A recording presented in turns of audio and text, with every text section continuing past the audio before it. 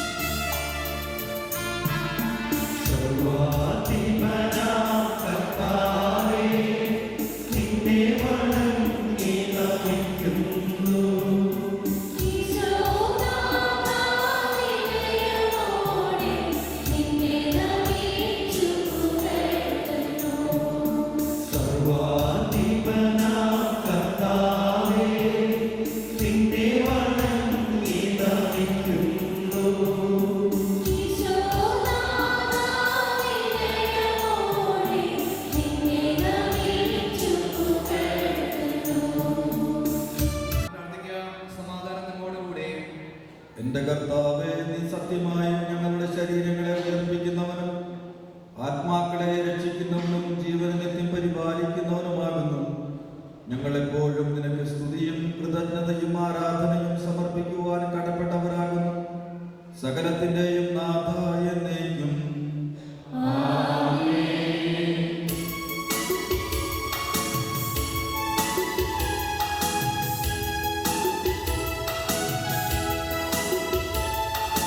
ശബ്ദമുയർത്തി പാടിടുവിൻ,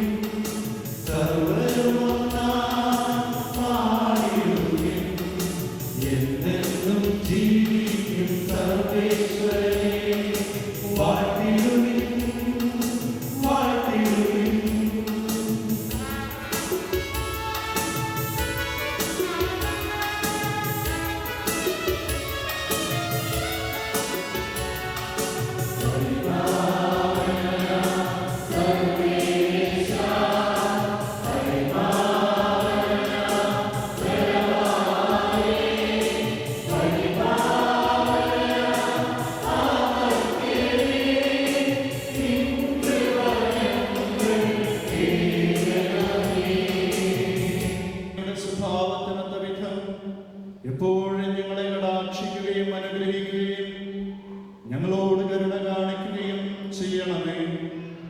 പിതാവും പുത്രനും പരിശുദ്ധാത്മാവുമായ സർവേശ്വരായ എന്നേക്കും ആമേൻ.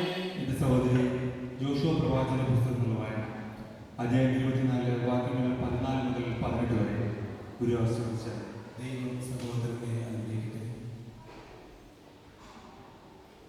ആകയാൽ കർത്താവിനെ ഭയപ്പെടുകയും ആത്മാർത്ഥതയോടും വിശ്വസ്തയോടും കൂടെ അവിടുത്തെ സേവിക്കുകയും ചെയ്യും. ഈജിപ്തിലെ നദിക്കക്കരയും നിങ്ങളുടെ പിതാക്കന്മാർ സേവിച്ചിരുന്ന ദേവന്മാരെ ഉപേക്ഷിച്ച് കർത്താവിനെ സേവിക്കുകയും.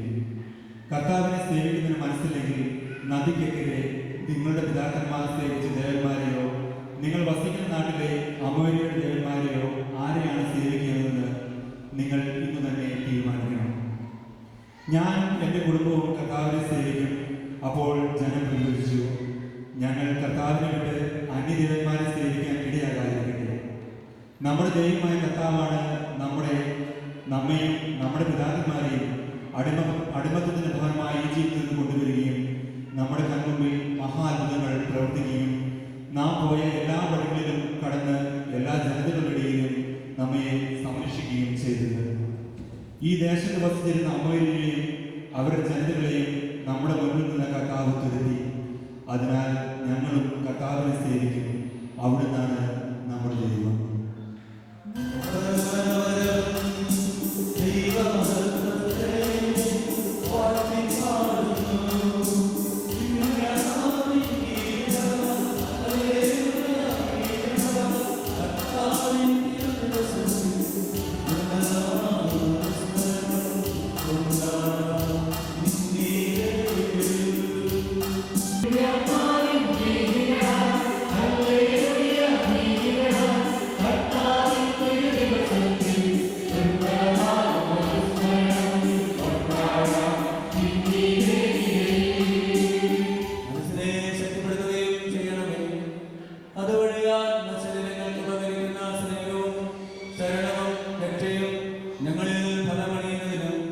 എപ്പോഴും അങ്ങയെ ഞങ്ങൾ സ്തുതിക്കുന്നതിലും അങ്ങയുടെ ആനന്ദത്താലും അനുഗ്രഹത്താലും ഞങ്ങളെ സഹായിക്കണമേ.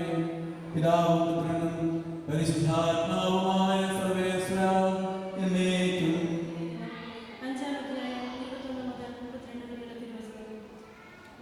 സഹോദരിയെ ക്രിസ്തുവിനോടുള്ള ബഹുമാനത്തെ പ്രതി നിങ്ങൾ പരസ്പരം വിധേയരായിരിക്കും. ഭാര്യമാരെ നിങ്ങൾ കർത്താവിന് എന്ന പോലെ ഭർത്താക്കന്മാർക്ക് വിധേയരായിരിക്കും. എന്തെന്നാൽ ക്രിസ്തു തന്റെ ശരീരമായ സഭയുടെ ശിരസ്സായിരിക്കുന്നത് പോലെ ഭർത്താവ് ഭാര്യയുടെ ശിരസ്സാണ്. ക്രിസ്തു തന്നെയാണ് ശരീരത്തിന്റെ രക്ഷകനും. സഭ ക്രിസ്തുവിന് വിധേയരായിരിക്കുന്നത് പോലെ ഭാര്യമാർ എല്ലാ കാര്യങ്ങളിലും ഭർത്താക്കന്മാർക്ക് വിധേയരായിരിക്കണം. ഭർത്താക്കന്മാരെ ക്രിസ്തു സഭയെ സ്നേഹിച്ചതുപോലെ അവളെ വിശദീകരിക്കാൻ വേണ്ടി തന്നെ സമർപ്പിക്കുകയും ചെയ്തതുപോലെ നിങ്ങൾ ഭാര്യമാരെ സ്നേഹിക്കണം. അവൻ സഭയെ വിശദീകരിക്കുന്നതിന് ജലകൊണ്ട് കഴുകി വചനത്താൽ വെണ്മയുള്ളതാക്കി. ഇത് അവളെ കറിയോ ചുളിവോ മറ്റു കുറവുകളോ ഇല്ലാത്ത മഹത്വപൂർണ്ണയായി തനിക്ക് തന്നെ പ്രതിഷ്ഠിക്കുന്നതിനും അവൾ കളങ്കരഹിതയും പരിശുദ്ധിയായിരിക്കുന്നതിനും വേണ്ടിയാണ്. അതുപോലെ തന്നെ ഭർത്താക്കന്മാർ ഭാര്യമാരെ സ്വന്തം ശരീരം എന്ന പോലെ സ്നേഹിക്കണം. ഭാര്യയെ സ്നേഹിക്കുന്നവൻ തന്നെ തന്നെയാണ് സ്നേഹിക്കുന്നത്. ആരും ഒരിക്കലും സ്വന്തം ശരീരത്തെ വെറുക്കുന്നില്ലല്ലോ. ക്രിസ്തു സഭയെ എന്ന പോലെ അവൻ അതിനെ പരിപോഷിപ്പിക്കുകയും പരിപാലിക്കുകയും ചെയ്യുന്നു. എന്തെന്നാൽ നാം അവന്റെ ശരീരത്തിന്റെ അവയവങ്ങളാണ്. ഇക്കാരണത്താൽ പുരുഷൻ പിതാവിനെയും മാതാവിനെയും വിട്ട് ഭാര്യയോട് ചേരും. അവർ രണ്ടുപേരും ഒന്നാവുകയും ചെയ്യും. ഇത് വലിയൊരു രഹസ്യമാണ്. സഭയോടും ക്രിസ്തുവിനോടും ബന്ധപ്പെടുത്തി ആണ് ഞാനിത് പറയുന്നത്.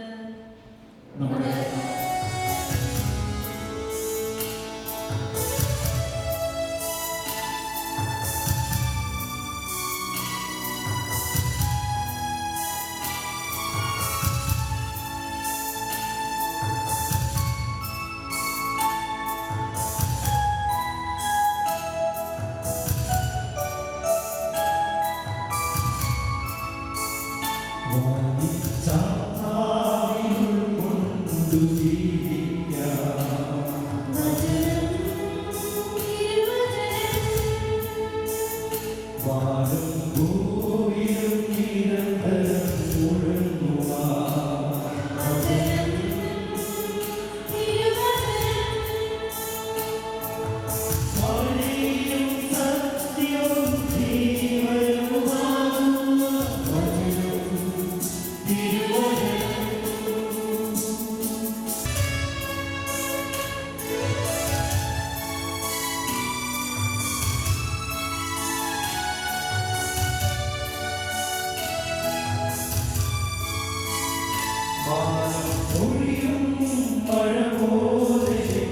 നമുക്ക് ശ്രദ്ധാപൂർവം നിന്ന് വിശുദ്ധ സുവിശേഷം ശ്രമിക്കാം. സമാധാനം നിങ്ങളോടുകൂടെ. വിശുദ്ധ യോഹന്നാൻ സ്നേഹം അറിയിച്ച നമ്മുടെ കർത്താവ് യേശു മിശിഹായുടെ പരിശുദ്ധ സുവിശേഷം. അധ്യായം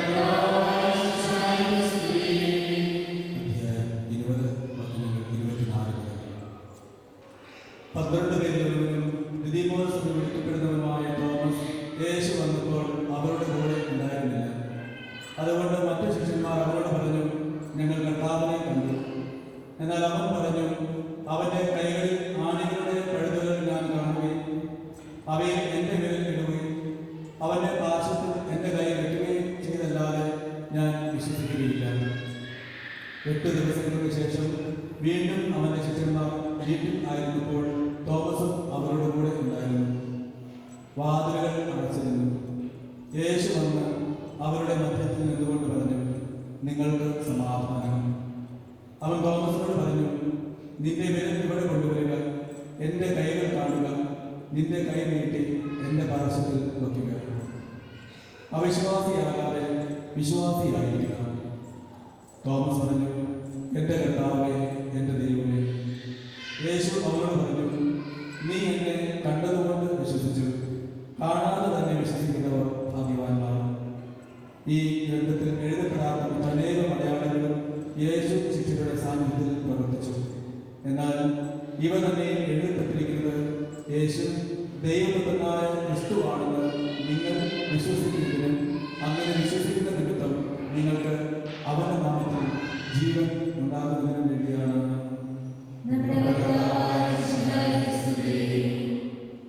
എല്ലാവർക്കും തിരുനാളിൻ്റെ മംഗളങ്ങൾ. നമ്മുടെ ലെസ്റ്ററിലെ മലയാളി കത്തോലിക്ക സമൂഹം പരിശുദ്ധ അമ്മയുടെ, തോമാശ്ലീഹായുടെ, വിശുദ്ധ അൽഫോൻസായുടെ 3 തിരുനാളുകൾ ഒരുമിച്ച് ആചരിക്കുകയും ആഘോഷിക്കുകയും ചെയ്യുകയും. കുട്ടികളോട് ഒരു ചോദ്യം. ഇപ്പോൾ കുട്ടികളെ മാതാപിതാക്കളുടെ ഇടയ്ക്ക് ഇങ്ങനെ ഇരിക്കുന്നത് കൊണ്ട് എനിക്ക് കുട്ടികളെ ഐഡന്റിഫൈ ചെയ്യാൻ പറ്റുന്നില്ല അധികം. മുമ്പിൽ 4 പേര് പ്രസിഡന്റിമാരുടെ പുറകിൽ ഇരിക്കുന്ന ഒരു കുട്ടികളാണെന്ന് എനിക്കറിയാം. അവർ സാരി കൊടുത്തെങ്കിലും വലിയ പിള്ളേരാണ്, കൊച്ചുകുട്ടികളാണെന്ന് എനിക്കറിയാം. അവരോടായിക്കോട്ടെ ചോദ്യം, നിങ്ങൾക്ക് നിങ്ങളുടെ ബർത്ത്ഡേ സെലിബ്രേറ്റ് ചെയ്യാറുണ്ടോ? നിങ്ങളുടെ ബർത്ത്ഡേ സെലിബ്രേറ്റ് ചെയ്യാറുണ്ടോ? ധൈര്യമായിട്ട് പറഞ്ഞോ. ഉണ്ടെങ്കിൽ ഉണ്ട്, ഇല്ലെങ്കിൽ ഇല്ല. ഉണ്ടോ?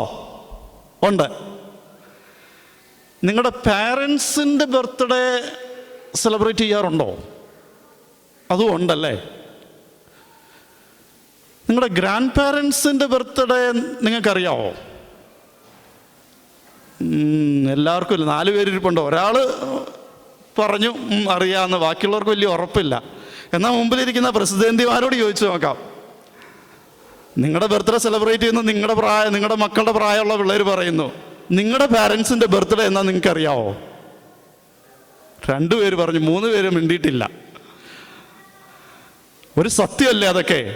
ഏകദേശം ഞങ്ങളുടെയൊക്കെ പ്രായമുള്ള നമ്മളെല്ലാം ഒരു നല്ലൊരു ശതമാനം 30, 40, 50 ആണ്. അധികവും early 30s late 30s and early 40s ആണ് നിങ്ങൾ. നമുക്ക് നമ്മുടെ ബർത്ത്ഡേ അറിയാം, കാരണം പാസ്പോർട്ട് ഉള്ളതുകൊണ്ട്. നമ്മുടെ പാരൻസിൻ്റെ എത്ര പേർക്ക് നമുക്ക് ബർത്ത്ഡേ അറിയാമെന്ന് ചോദിച്ചു കഴിഞ്ഞാൽ വിഷമമാണ്. നല്ലൊരു ശതമാനം പേർക്കും അറിയത്തില്ല. പിന്നെ അവർ ഇവിടെ ഇല്ലെങ്കിൽ, ഭൂമിയിലില്ലെങ്കിൽ, ഈശോ വിളിച്ചിട്ടുണ്ടെങ്കിൽ അവർ മരിച്ച ദിവസം നമുക്കറിയാം. അല്ലാതെ അവരുടെ പ്രായമായിരിക്കുന്ന നമ്മുടെ നാട്ടിലെ അപ്പച്ചൻ്റെയും അമ്മച്ചിയുടെയും ബർത്ത്ഡേ എന്നാന്ന് നമുക്കറിയത്തില്ല. പിള്ളേരോട് തന്നെ തിരിച്ചു വരികയാണ്. നിങ്ങളുടെ ബർത്ത്ഡേ സെലിബ്രേറ്റ് ചെയ്യുന്നത് നിങ്ങൾക്ക് സന്തോഷമുള്ളൊരു കാര്യമല്ലേ? അതുകൊണ്ടല്ലേ നിങ്ങൾ സെലിബ്രേറ്റ് ചെയ്യുന്നത്. നിങ്ങളുടെ കൂട്ടുകാരെ വിളിക്കും, ഒരു പാർട്ടിയൊക്കെ ചെറുതായ രീതിയിൽ നടത്തും, കേക്ക് മുറിക്കും. നിങ്ങൾക്ക് സന്തോഷമുള്ളൊരു കാര്യമാണ്, നമുക്ക് താല്പര്യമുണ്ട്, ഇഷ്ടമാണ്. അങ്ങനെയാണെങ്കിൽ ഇന്ന് നമ്മുടെ എല്ലാവരുടെയും കുടുംബത്തിലെ 3 പേരുടെ ഫീസ്റ്റാണ്, ബർത്ത്ഡേ അല്ല, ഫീസ്റ്റാണ് എന്ന് നമ്മൾ സെലിബ്രേറ്റ് ചെയ്യുന്നത്. നമ്മുടെ എല്ലാവരുടെയും, ഒരാളും അതിൽ നിന്ന് ഒഴിവില്ല. നമ്മുടെ എല്ലാവരുടെയും കുടുംബത്തിലെ 3 പേരുടെ, ഞാൻ പറയും നമ്മുടെ അപ്പച്ചൻ്റെ, നമ്മുടെ അമ്മച്ചിയുടെ, നമ്മുടെ സഹോദരിയുടെ. ആരാണ് ഈ അപ്പച്ചൻ, ആരാണ് ഈ അമ്മച്ചി, ആരാണ് ഈ സഹോദരി? വിശ്വാസത്തിൽ നമ്മളെ ജനിപ്പിച്ച പിതാവ് തോമാസ് ലീഹ. തോമാസ് ലീഹായുടെ തിരുനാളാണ് ഇന്ന് നമ്മൾ ആഘോഷിക്കുന്നതിൽ ഒന്ന്. നമുക്കെല്ലാവർക്കും വിശ്വാസം പകർന്നു തന്ന, നമ്മുടെ കാർന്നവന്മാർക്ക് വിശ്വാസം പകർന്നു കൊടുത്ത തോമാസ് ലീഹ, വിശ്വാസത്തിൽ ജനിപ്പിച്ച തോമാസ് ലീഹ. അങ്ങനെയാണെങ്കിൽ നമ്മുടെ അപ്പച്ചൻ്റെ, വിശ്വാസത്തിൽ ജനിപ്പിച്ച പിതാവ്, അപ്പച്ചൻ്റെ തിരുനാൾ. 2, പരിശുദ്ധ അമ്മ, ഈശോയുടെ അമ്മ, നമ്മുടെ അമ്മ. അങ്ങനെയാണെങ്കിൽ അപ്പച്ചൻ്റെ ആയി, അമ്മയുടെ ആയി സഹോദരി സിസ്റ്റർ അൽഫോൻസ, സെയിൻറ്റ് അൽഫോൻസ. അപ്പം നമ്മുടെ എല്ലാവരുടെയും വീട്ടിലെ 3 പേരുടെ തിരുനാളാണ് ഇന്ന് ആഘോഷിക്കുന്നത്. അതുകൊണ്ടാണ് നമ്മൾ ഇന്ന് ഒരുമിച്ച് കൂടിയിരിക്കുന്നത്. ചുമ്മാ വന്നതല്ല, ചുമ്മാ ഒരു കുർബാനയും കൂടി പ്രദക്ഷിണവും കൂടി ഒരു വെടിക്കെട്ടും കണ്ട് തിരിച്ചു പോകാനായിട്ട് വന്നവരല്ല. നമ്മുടെ എല്ലാവരുടെയും വീട്ടിലെ 3 പേരുടെ തിരുനാൾ ആഘോഷിക്കാനായിട്ട് ഒരുമിച്ച് കൂടിയിരിക്കുന്നത്. ഈ ദിവ്യബലിയും നമ്മൾ ആദ്യം കൊടിയേറ്റി തിരുനാളിൻ്റെ ഔദ്യോഗികമായ ഉദ്ഘാടനം, അതിനെല്ലാത്തിനും കാരണം നമ്മുടെ എല്ലാവരുടെയും വീട്ടിലെ അംഗമാണ് ഈ 3 പേരും. നമ്മുടെ എല്ലാവരുടെയും വീട്ടിൽ മിക്കവാറും ഈ 3 പേരുടെയും ഫോട്ടോയും കാണും. അപ്പം യോഹന്നാന്റെ സുവിശേഷത്തിലെ 11-ാമത്തെ അധ്യായത്തിലാണ് തോമാസ് ലീഹായെക്കുറിച്ച് ആദ്യം പ്രതിപാദിക്കുന്നത്. ശിഷ്യന്മാരുടെ പേര് പറയുമ്പോഴെല്ലാം തോമസിൻ്റെ പേര് വരുന്നുണ്ടെങ്കിലും തോമാസ് ലീഹായുമായി ബന്ധപ്പെട്ട 3 സംഭവങ്ങൾ വിവരിക്കുന്നത് യോഹന്നാൻ സ്ലീഹായാണ്. യോഹന്നാൻ സ്ലീഹ തൻ്റെ പുസ്തകത്തിൽ, സുവിശേഷത്തിൽ ആദ്യം പ്രതിപാദിക്കുന്നത് 11-ാമത്തെ അധ്യായത്തിലാണ്. അതെപ്പോഴാണെന്നോ, ലാസറിൻ്റെ മരണത്തിൻ്റെ സമയത്താണ്. ലാസർ മരിച്ചു എന്നുള്ള വാർത്ത ഈശോയ്ക്ക് കിട്ടുകയാണ്. ഈശോയ്ക്ക് ആ വാർത്ത കിട്ടുമ്പോൾ ഈശോയ്ക്ക് അവിടേക്ക് പോകണമെന്ന് താല്പര്യമുണ്ട്.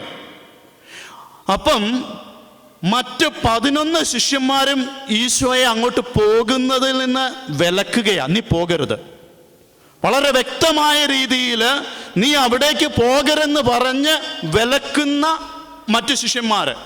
എന്തുകൊണ്ടാണ് തൻ്റെ കൂട്ടുകാരൻ മരിച്ചെടുത്തിട്ട് പോകുന്നതിൽ നിന്ന് ഈശോയെ ശിഷ്യന്മാർ വിലക്കുന്നത്? കാരണമുണ്ട്. ഈശോയെ പിടിക്കുവാനായിട്ട് അവിടുത്തെ മത നേതാക്കന്മാർ കച്ചകെട്ടി ഇറങ്ങിയിരിക്കുകയാണ്. അതവർക്കറിയാം, ശിഷ്യന്മാർക്കറിയാം. അതിനു പുറമെ ഈശോയുടെ പ്രഖ്യാപനങ്ങൾ, മനുഷ്യപുത്രൻ സഹിക്കണം, മനുഷ്യപുത്രൻ കൊല്ലപ്പെടും, ഇതൊക്കെ കേൾക്കുമ്പോൾ അവരുടെ മനസ്സ് അസ്വസ്ഥമാണ്. ഈ ശിഷ്യന്മാരുടെ മനസ്സ് അസ്വസ്ഥമാണ്. ഇനി ജെറുസലേമിലേക്ക് പോയാൽ ജെറുസലേമിലുള്ള മത നേതാക്കള് തങ്ങളുടെ ഗുരുവിനെ പിടിച്ച് എന്തെങ്കിലും ചെയ്യുമോ എന്നുള്ള ഭയം. ഇനി ഈശോയെ മാത്രമല്ല, ഈശോയുടെ ശിഷ്യന്മാരായ തങ്ങളെയും വല്ലതൊക്കെ ചെയ്താലോ? അപ്പം ഈശോയെ പിടിക്കുമെന്നുള്ള പേടി, അതോടൊപ്പം തങ്ങൾക്കും എന്തെങ്കിലുമൊക്കെ സംഭവിക്കുമോ എന്നുള്ള പേടി. അപ്പം തങ്ങളുടെ ജീവനെക്കുറിച്ചുള്ള ആവലാതി, ഈശോയുടെ ജീവനെക്കുറിച്ചുള്ള ആവലാതി, ഇത് രണ്ടും കൊണ്ടാണ് വളരെ വ്യക്തമായിട്ട് മറ്റു ശിഷ്യന്മാർ ഈശോയെ ബ്ലോക്ക് ചെയ്യുന്നത്. ആ സമയത്ത് ഒരുപക്ഷെ ഈശോയെ പോലും ധൈര്യപ്പെടുത്തുന്ന വാചകമാണ് തോമാസ് ലീഹ ഉപയോഗിക്കുന്നത്.